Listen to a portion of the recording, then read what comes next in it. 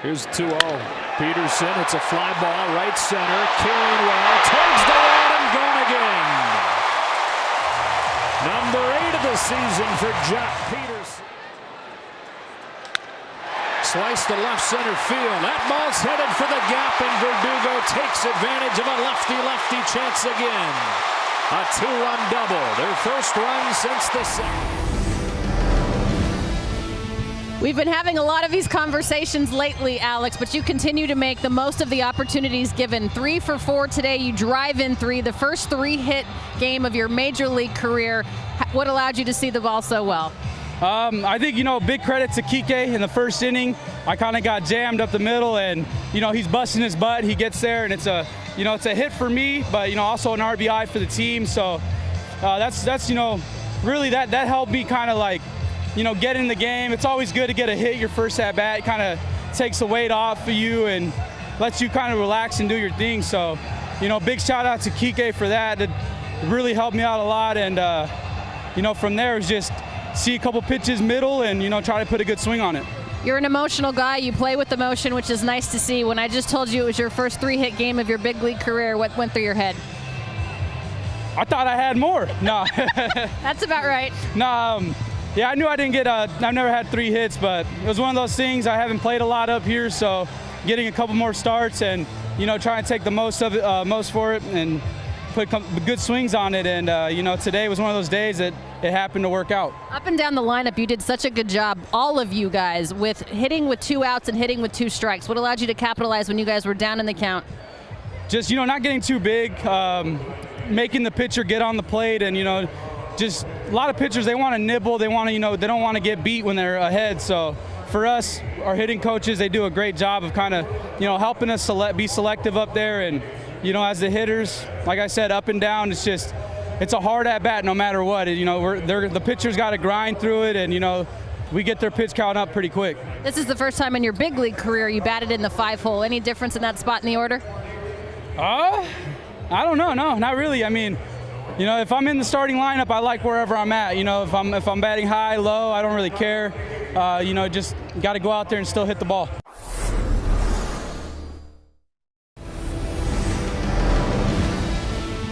We have 3 straight games in which your starting pitcher goes relatively deep into the game. How much of a fact did you need that to happen? It's great, and that's what our guys are capable of. And it's one of those things I feel that Ross started that, and the momentum sort of builds from there. And the next guy wants to do the same thing. And Kent, obviously seeing Ross and Clayton do it, he wanted to follow up, and he did just that.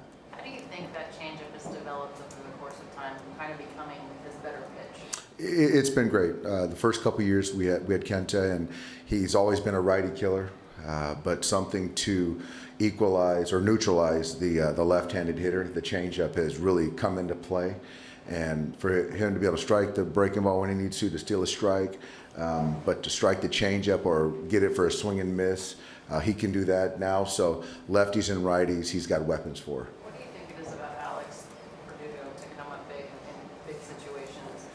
He just doesn't. He likes that moment, and obviously he brings a lot of energy and a lot of skill. And so that moment never gets too big for him. And it's fun to see that youthful enthusiasm. Guys rally around him and pull for him. And, right now we've seen some great at-bats and some big hits for us. You had Kent to hit for himself in the bottom of the 6th, I think. How confident were you that he was going to be able to handle the first 2 of their order in the next inning? I felt good. I just, the innings preceding that, I thought he was throwing the ball really well. I thought he found his fastball lane right there. And you got Barnhart coming up, and then you got the pitcher spot. So I think that at that point in time, I was trying to see what direction they were going to go. And if they brought in Shevler, then I was going to go with Alexander. They went with Casali, so we stayed with Kenta right there. Dave, how difficult do you think it is for Alex to do what he's doing, to be that age and to not get consistent playing time and to be able to produce like that? I think it's really a credit to the hitting guys, to Alex, most importantly, to just be ready when called upon. And it's obviously, we all understand that when you're not in there every day, it's difficult, it's a tough role. But when you embrace a certain role and you're prepared for whatever moment, then it gives you the best chance to have success. So Alex, obviously I know he wants to be in there every single day, thinks he's an everyday player, and that's great. But he doesn't let that affect his mind at all. Dave, last year you used the word maturity a lot with Jock. Is there a new way to kind of describe his growth? I think it's a process. Chase, last couple of years around Jock, I think that has really helped our clubhouse until it has that impact. Clayton and Jock have a great relationship, and Jock is always seeking out the veteran mentorship and just his routine. He's very comfortable in understanding what he wants to do with his approach. His mechanics are tightened up, and he's such a great competitor, and so he's putting himself in positions to have consistent success, and he's helping us win a lot of baseball games. How would you describe his ability to impact a baseball? How special is it, and how it correlates to positive results? Well, number one, Jock has a really good idea of the strike zone. He's always had the ability to walk and get on base, and he knows where the barrel's at. So now when you can layer that on with the mechanics where he's getting the ball in the right point in the contact zone, where he's elevating it in the right trajectory, and he knows where the barrel's at. So when he can continue to do that, good things are going to happen, and he's going to slug.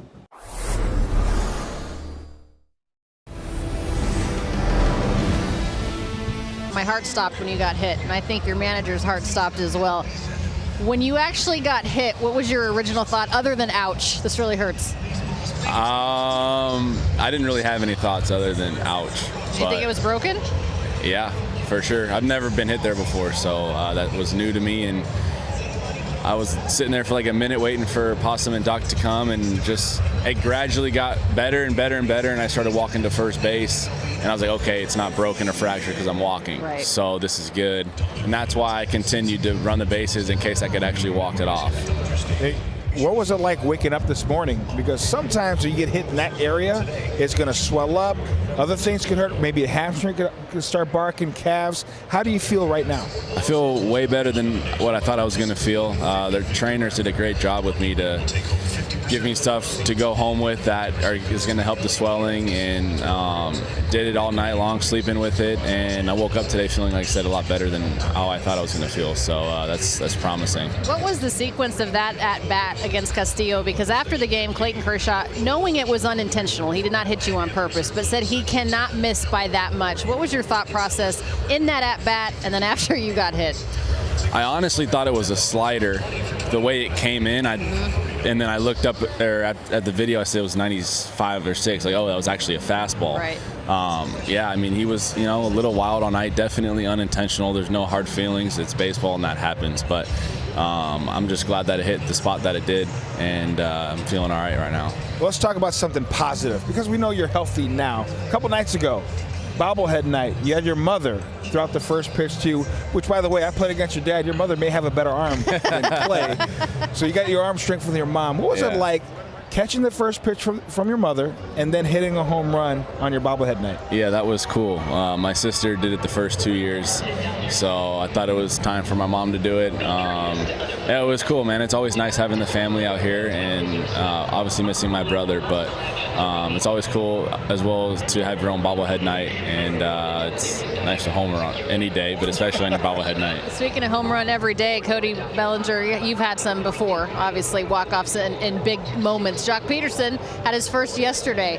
When you're watching that, knowing that you're probably in the training room at that point, what was your original thought? Because Jock thought he hit it to the moon. Yeah, so did I watching. I thought it was going to go hit the security benefit sign up there. And it's kind of, I mean, a homer's a homer, but I thought that was, yeah, we were talking smack about it in the locker room. Luckily it got out. CT was going to score regardless, which was good, but yeah, Jock's got some good at-bats lately, and he's been feeling good.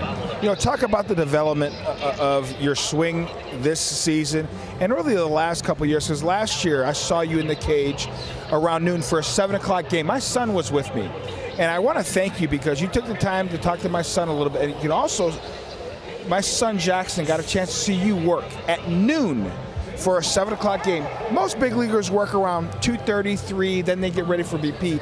You were there at noon watching the pitcher who you're going to face that night and then working on your craft. Talk about the process that you need to get ready for an everyday game.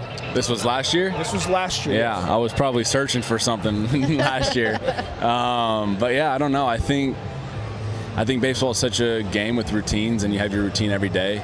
It changes on the road or at home, but at home you have the same basically routine that you do to get yourself ready for the game.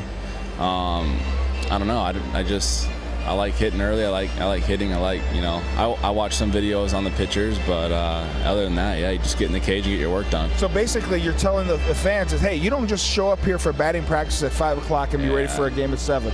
It's a process every single day. Yeah, I think 1 to 1:30 is about the time we get here for a 7 o'clock game. And you're getting your body ready. You're in the training room. You're working out. You're in the cage. You're doing whatever you have to do to get ready for that game. So it's definitely more work than what most people think. And Dave Roberts said that you should be in the lineup tomorrow. Justin Turner should be back in the lineup tomorrow. You guys got Kershaw back. Ryu's going to be back with you in the rotation in Milwaukee, and Rich Hill is right behind him. You guys are finally starting to get fully healthy. What does it mean for you to have those guys back? Great. It was great seeing Kershaw on the mound, healthy. I thought he did a great job. I'm sure he has such high expectations. I don't know if he thought he did a great job.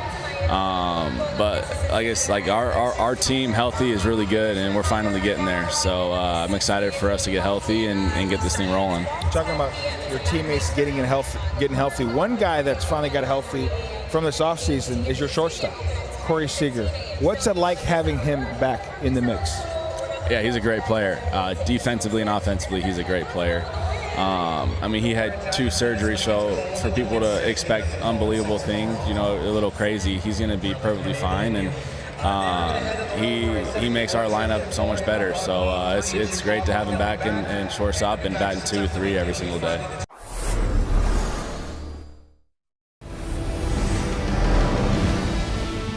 No Justin Turner in the lineup tonight, no Cody Bellinger, no A.J. Pollock. Dodgers pound out 13 hits, 6 runs in support of Kenta Maeda to get his 3rd win. Really good job by the pitching staff, led by Kenta Maeda. The offense really came through. Verdugo, big night. Jock Pop again goes deep. Great night for the Dodgers. Very, very clean game tonight. Very clean from beginning to end. Verdugo, another big night. Jock, 3rd in the league in home runs now? Right. And he hasn't played a whole lot, but the team is really on fire right now. And Ned Colletti on fire as well. He called Alex Verdugo, called shot before the game. 3 hits, 3 RBIs.